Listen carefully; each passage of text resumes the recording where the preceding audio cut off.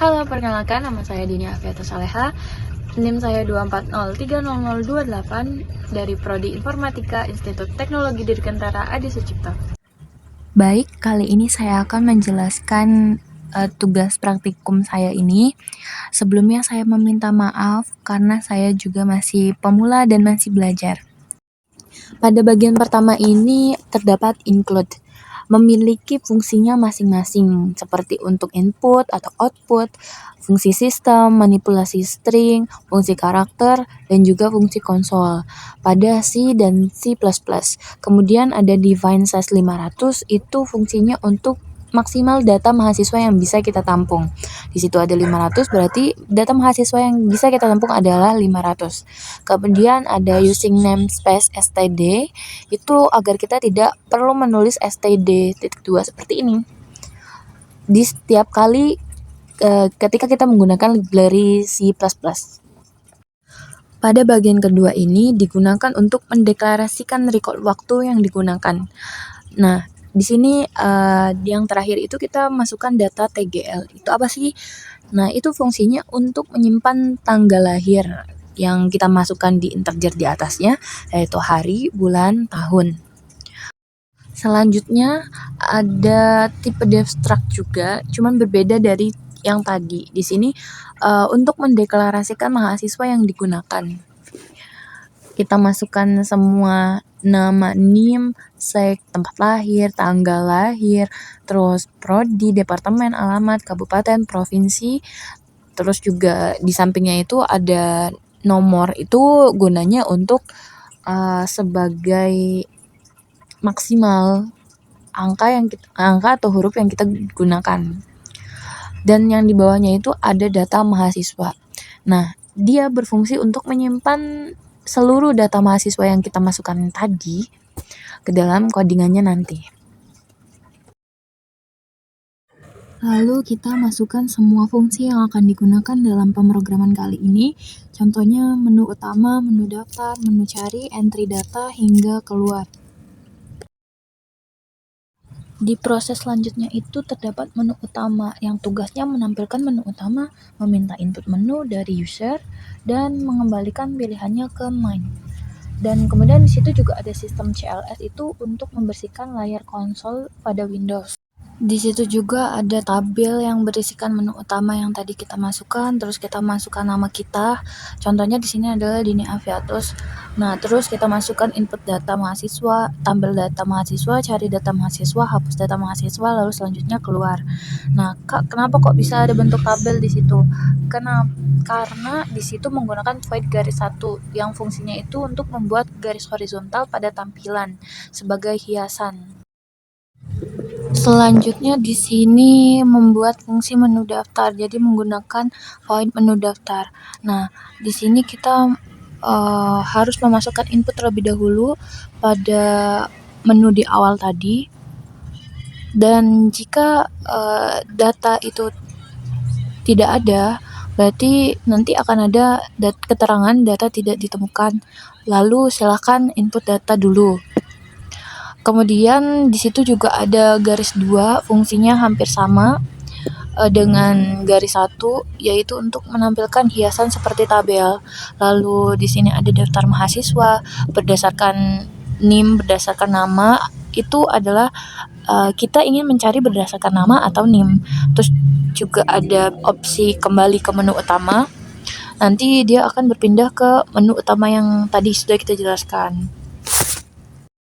Di situ juga terdapat pilihan salah jika kita memasukkan opsinya itu lebih dari 3 yang kita tampilkan tadi.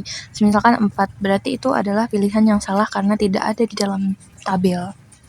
Proses selanjutnya yaitu menu cari yang melakukan pencarian data mahasiswa berdasarkan NIM atau nama tadi.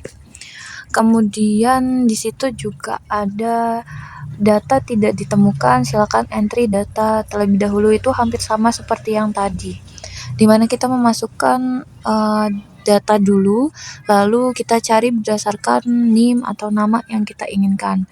Di situ juga ada sistem CLS itu untuk membersihkan layar konsol pada Windows. Kemudian di akhir itu ada pilihan salah juga. pilihan salah ini juga sama jika kita tidak memasukkan pilihan yang sama seperti kita inputkan dari 1 sampai 3, atau misalkan kita memasukkan pilihannya itu 4 juga, itu salah. Lalu ada juga fungsi menu hapus menggunakan void menu hapus yang bertugas untuk menghapus seluruh data mahasiswa dalam database atau file. Jika kita berhasil untuk menghapus data, maka di sini akan muncul tampilan data tidak ditemukan, silahkan entry data dulu. Nah, berarti ini sudah berhasil untuk menghapus data. Proses selanjutnya yaitu membuat fungsi input data. Di sini menggunakan entry data yang berfungsi untuk menginput data mahasiswa satu persatu. Kemudian masukkan char lagi, data mahasiswa, char tanggal. Di sini juga kita memasukkan nama, NIM, jenis kelamin, tempat tanggal lahir, prodi, fakultas, alamat, lalu kabupaten, provinsi. Proses selanjutnya yaitu membuat fungsi sorting berdasarkan NIM. Di situ ada void urut NIM yang berfungsi untuk mengurutkan array mahasiswa berdasarkan NIM secara ascending atau bubble sort. Di situ juga ada perintah daftar mahasiswa diurutkan berdasarkan NIM sesuai head yang kita sebutkan tadi. Kemudian, maaf karena terbatasnya layar, sebagian data tidak ditampilkan. Terus juga di sini ada untuk menampilkan data lengkap silahkan ke menu pencarian. Terus tekan tombol sembarang. Proses selanjutnya adalah sorting berdasarkan nama. Di sini kita menggunakan void urut nama yang bertugas untuk mengurutkan dan menampilkan data mahasiswa berdasarkan nama menggunakan metode bubble sort atau ascending. Proses selanjutnya juga menggunakan void cari NIM yang berfungsi untuk mencari data mahasiswa berdasarkan NIM. Di situ kita memasukkan NIM yang akan kita cari.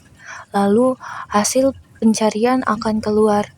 Jika data tidak ditemukan, maka terdapat output data tidak ditemukan, lalu akan memunculkan tekan sembarang tombol. Di bawahnya lagi ada void cari nama yang berfungsi untuk mencari data mahasiswa berdasarkan nama. Jadi isinya itu hampir sama seperti cari NIM tadi. Proses selanjutnya yaitu membuat fungsi acak data. Dan di bawahnya terdapat proses membuat fungsi hapus data. Di sini kita akan menampilkan output hapus data, maka akan muncul output apakah Anda yakin akan menghapus seluruh database. Jika iya, nanti akan muncul seluruh database telah dihapus dengan sukses. Jika tidak, maka data tetap ada. Kemudian proses selanjutnya membuat fungsi print data. Print semua NIM, nama, jenis kelamin, tanggal lahir, jurusan, fakultas, dan alamat. Proses selanjutnya yaitu membuat fungsi print data. Juga ada membuat fungsi print data, namun di sini menggunakan void print record 2. Berbeda dengan tadi menggunakan void print record. Itu fungsinya jika yang void print record untuk menampilkan satu baris data mahasiswa. Jika void print record 2 itu untuk menampilkan data lengkap satu mahasiswa dalam format vertikal atau secara detail. Proses selanjutnya yaitu fungsi tukar data menggunakan void tukar yang berfungsi untuk menukar posisi dua data mahasiswa dalam array menggunakan keperluan sorting. Proses selanjutnya yaitu membuat fungsi pengecekan input data. Proses selanjutnya membuat fungsi pengecekan input data jenis kelamin. Membuat fungsi validasi pada menu inputan jenis karakter menggunakan huruf kapital atau non-kapital. Lalu yang bagian proses terakhir adalah file header, yang mana nanti tampilan paling atas itu akan muncul Informatika ITDA Yogyakarta genap 2024-2025. Lalu tekan tombol apa saja. Lalu kita akan merunnya, jangan lupa di-compile. Nah, ini muncul header. Lalu ini akan muncul ke menu utama. Kita masukkan input data mahasiswa terlebih dahulu. Lalu di sini muncul nama. Kita masukkan nama kita terlebih dahulu atau nama yang ingin kita inputkan. Lalu muncul NIM.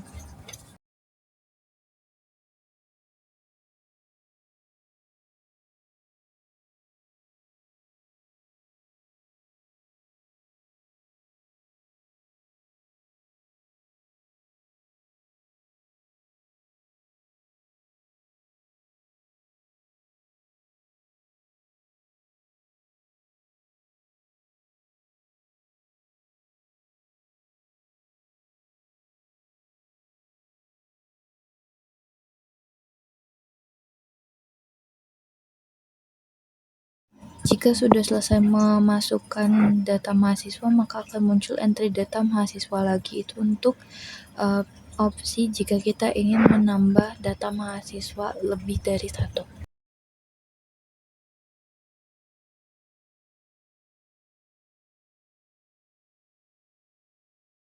Karena tadi saya menekan tidak, maka akan muncul menu utama lagi. Nah, saya ingin cari data. Nah, ini saya cari berdasarkan NIM. Maka akan muncul nama yang tadi kita masukkan, dan ini karena komputernya bergantian, maka input yang sudah kita masukkan itu lebih dari satu.